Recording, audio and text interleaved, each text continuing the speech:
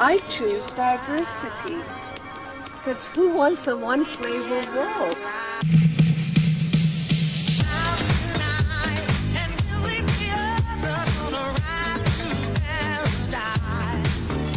Hello, my friends. I hope you're doing well wherever you are and whatever time it is.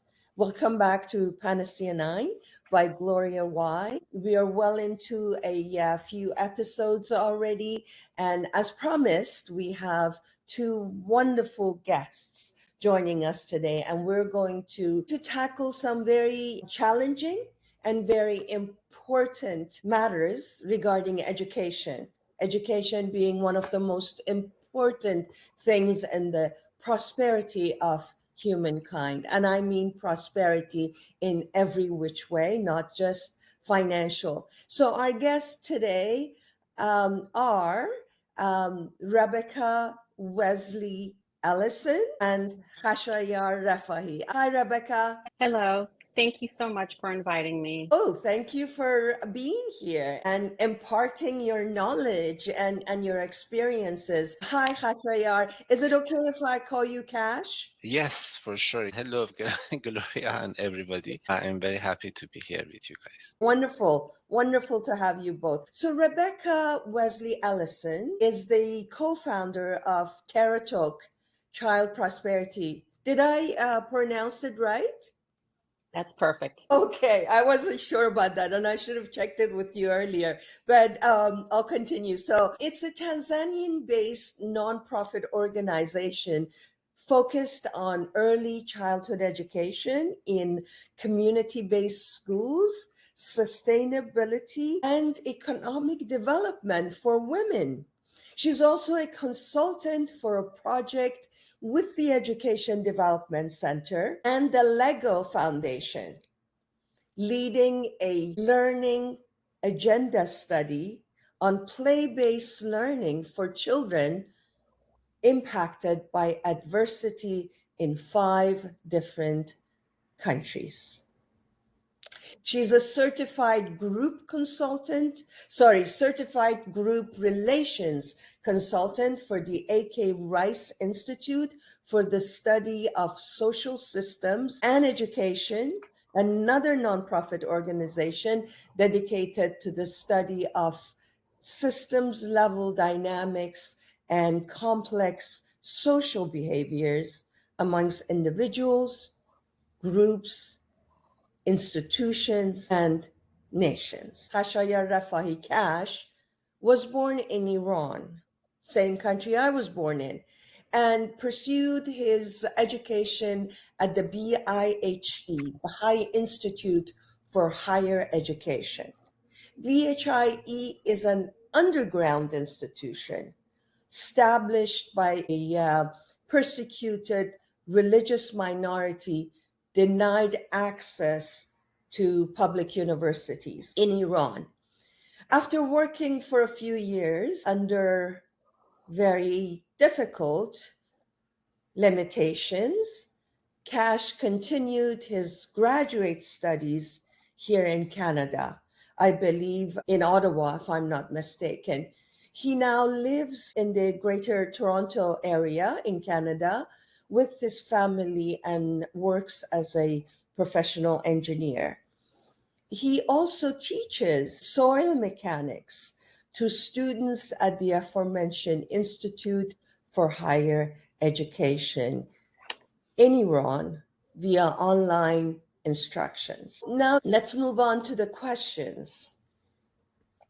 Rebecca, ladies first, I would like to hear more about the Tarat Child Prosperity Organization. You can explain to us exactly what it is and how has the work of this organization impacted the children in communities in Tanzania. Thank you. I first want to make a caveat. I am a co-founder. It's important for me to make that delineation. My colleague is a Tanzanian retired school teacher, and he is the executive director of Tarat Child Prosperity. So I want to say that we bring you our greetings. He shares his deep appreciation for you highlighting our program on this wonderful show. What we do is that we are a nonprofit organization that collaborates with Bahai communities in northern Tanzania. And the purpose of it essentially is to help to strengthen the quality of early childhood education. Something that should be known is that schooling in Tanzania is mandatory for all children age 6 and up. Oftentimes children who are younger, for parents who would like to have their children, get ready for school, they often have to create and develop the schools themselves. Oftentimes, these are called community-based schools. They are responsible for building the actual structure and finding the staff to staff those schools. Our program specifically focuses on collaborating with these communities who have taken an enormous step on their children's education journey to provide the structure and the foundation for education in their communities. And we provide in-service coaching support for teachers. And we also make sure that those teachers receive training in early childhood education. We also provide nutrition support for these schools. I should probably give you a little bit of context. Tanzania is located in East Africa, right underneath Kenya. And it is a relatively low, mid to middle income country. Even though it has made enormous strides to reduce the amount of poverty in the country, many people still live below the national poverty line. According to the USDA Bureau of Labor Statistics, a poor household in Tanzania will spend 60 to 75% of their income just on food. If you can imagine how much is left, it is not much. Therefore, we make it a point, part of our program is to provide nutrition support to these schools. We make sure that every child receives a meal, a warm meal at the middle of the day. And it's important to recognize that micronutrient diet has high in micronutrients is often the deficit. So we make sure that the food is fortified with vitamins and minerals. Oh, wow. God bless you. By the time a child reaches the age of 6, 95% of the brain is already formed, which is important to recognize that nutrition support up until the age of 5 or 6 is critical for cognitive functioning and healthy brain development. So this is part of our programmatic effort, is to make sure that food insecurity is not a constant worry for these families. Nutrition, food, school feeding programs are an issue all over the world. It's not just in Tanzania. I know that here in the United States, many schools or communities are challenged with making sure their children get enough to eat and it is the proper food. So we recognize that it's part of a global problem. I find that children's situation in the world is so important. We keep saying that children are the future of the world and that the children will be there to save this society and to bring whatever change and collective prosperity. But if we want children to change the world, then we need to establish a foundation for them. We need to help them. We need to give them nutrition, both physical and emotional and spiritual and educational, in order for the future society, the next generations, to have a chance. I'm sorry, Rebecca, please continue. No, thank you so much for highlighting that. It's important to begin with the ethics in mind. You would think, well, can't you grow the food yourself? Why is there food insecurity in an agricultural area? And that's a really interesting question. And it's often not that simple. As I mentioned, climate change. Climate change is impacting the world. And very sadly, we've seen some really horrendous examples here in our country recently. In East Africa and other parts of the world, the climate change effects have been consistent and gradual for many years. Now, when I say gradual, it's that every year they get a little less rain, or they get an enormous amount of rain around the wrong time of the year. And if you are dependent upon rain for your agricultural crops, it means everything. Having the right amount, okay? If you cannot control the variability of the weather and the rain, then you are left with having to buy things on the market. They're not able to grow all the food they need to survive. So they have to rely upon the market in order to survive.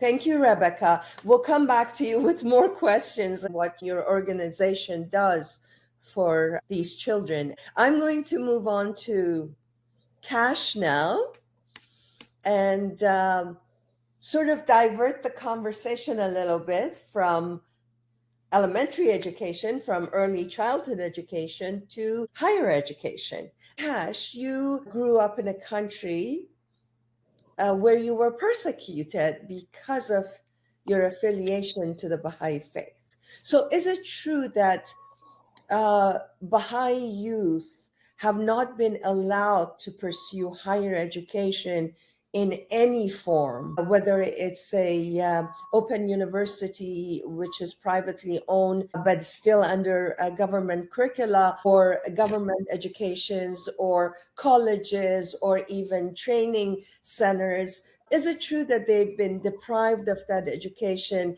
And if they want to pursue their education, they have to deny their religious beliefs, which I'm sure it's very important to them.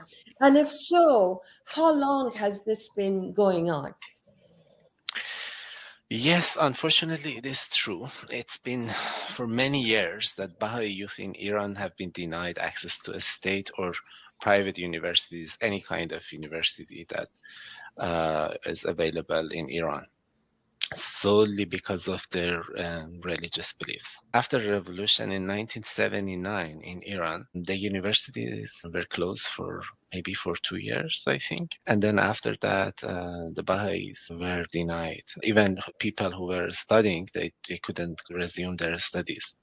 And then since then, the Bahais couldn't go to public universities. This is the condition, still the condition. But I can tell that this is part of the systematic persecution by the Iranian government against the Baha'i community. You know, after the revolution, the Baha'i institutions were shut down and many got arrested. The leaders of the community were executed, about 200 people. And people lost their job. Whoever worked for the government, like teacher, my mother was a teacher, my father was an accountant in a bank. They all lost their jobs. So, and as part of this systematic persecution, the youth were deprived of higher education. May I interject a little bit? Because you touched on an important matter, that it was part of the systematic persecution. And of course, education being such an important issue in the social economic well-being of a community, where do they hit you?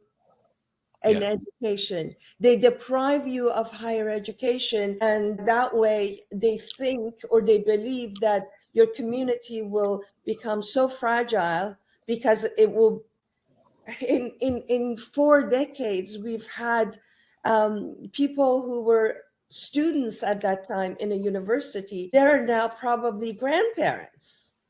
So in 4 decades, the damage that can do to a community, it cannot be overlooked. Their children couldn't go to university, and their grandchildren couldn't go to university. Bahais could not leave the country because they didn't have passports and it wasn't offered to them. So the Baha'i community had to do something. And then in response to these challenges, the community made a remarkable decision. and established the Baha'i Institute for Higher Education, or BIHE, as we say, about, I think, 37 years ago. So a group of not retired, but the expelled university the professors who were expelled from their jobs, they got together, and after some consultation, I guess, they decided to establish a university, an underground university. Gradually, they just they had no experience in building any university. Some of them were teachers, but this was new. Everything was new, especially everything was on a voluntary basis. Nobody paid. Yes, in their free time. After a few years, we had many students. Like I can say, when I was involved, we had about 1,000 students and the same amount number of people working at the university as staff and teachers and administrative staff. It was great. It was great for the whole community, actually, not only for the youth, but the community could survive during these years, like decades. Without this education, we were so depressed and so, like I can say, backward and behind everything. But this was a great achievement, although the government didn't like it, and the institute were attacked several times. I mean, the people who worked in this institute. This university was accredited, right? And some universities outside the country were accepting the degree for graduates. Yes, not in Iran. Sorry, I interrupted you. No, go ahead. The graduate from the BIHE would not receive any official diplomas or degrees in Iran, obviously, because it was not, as you said, it was not recognized. But still, with their knowledge and hard work, they could secure professional jobs relevant to their studies. After some time, I can say 10, 15 years, the Baha'i community thought, okay, what should we do for higher levels? We cannot stop at bachelor level. We should pursue graduate studies. So some Baha'i students left the country. At that time, we could get passports, luckily, but still we're deprived of higher education. And then some students left the country and they got admission from very good universities in Canada, in England, in anywhere, like in US, Australia. Gradually, these universities, like around the world, recognized the BIHE graduates and let them continue their studies in their universities. So now we have graduates from other universities. We have university professors who had their bachelor from the BIHE, or professionals or graduate from BIHEs. So yes, like other youth, I had the opportunity to pursue my education through BIHE, and my wife followed a similar path. I was fortunate to complete my bachelor's degree in civil engineering, although it took me, I think, 7 years, including 2 years for mandatory service at the Army, which was a pause during my education. And so let me say something here. I'm sorry. So you were not allowed to pursue education, but they still expected you to go into the Army? Yes, that is all the male youth in Iran to just serve. But anyway, this institute is run, as I said, on a voluntary basis, including the teachers and most of the staff. Even exams are held at homes, and all of this happens underground, means with the fear of government crackdowns. We didn't use phones. We didn't use anything. I mean, everything was personal, and all the connections was face to face at the time. We couldn't use the phone because it was an underground university. I remember once I took a 7-hour bus trip to Tehran for I think geology class, and only to find out that it had been canceled without anyone informing me. Oh. And I didn't take it to the heart. I took the bus and went back. I know many of my peers, I can say all of them have many of similar stories. Students I mean, graduates from BIHE didn't and don't receive any official diplomas recognized in Iran, but still, with their knowledge and hard work, they can find jobs and in the highly competitive environment of Iran, and they are successful. That's wonderful to hear. Hard work Yeah. pays off.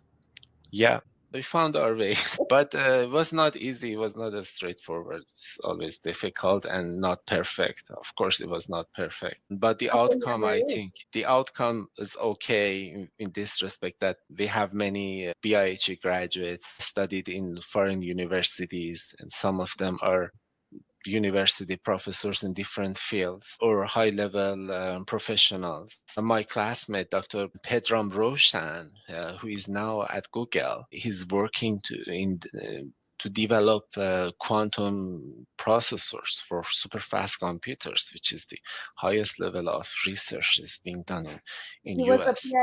BIHE student. That's right. Yeah, he's a proud graduate from BIHE. Wow. Yeah. This whole thing, whether it's talking about the children in impoverished countries being unable to get the nutrition they need or the education they need, or whether youth in countries where education is available and they're deprived of it for the silliest violations of human rights, it just makes me wonder about how the world cannot see what goes on in certain parts of the world. We all, as individuals and as human beings, we all strive and we all talk a good talk, and we talk about how we want to improve society and how we want to bring people together in harmony.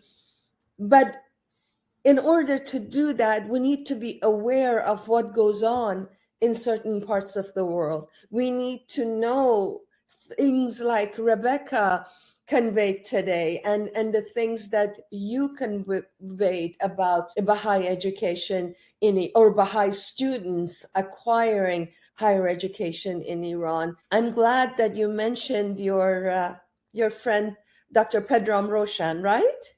Yes. And he's just an example of the success. I personally think of you and your family as a great successful story, because I remember when you couldn't go to university and how your 7-hour trips to Tehran and those stories, and I've heard them from other relatives and other Baha'i friends. I have many questions to ask both of you, and I would also like to bring this concept of early education and higher education together. What I would like to do is to say goodbye to our audience for this week, then but we will continue our conversation as the second part of the podcast. Our beautiful friends everywhere in the world, I'm sure that you have come across stories such as the ones you heard today,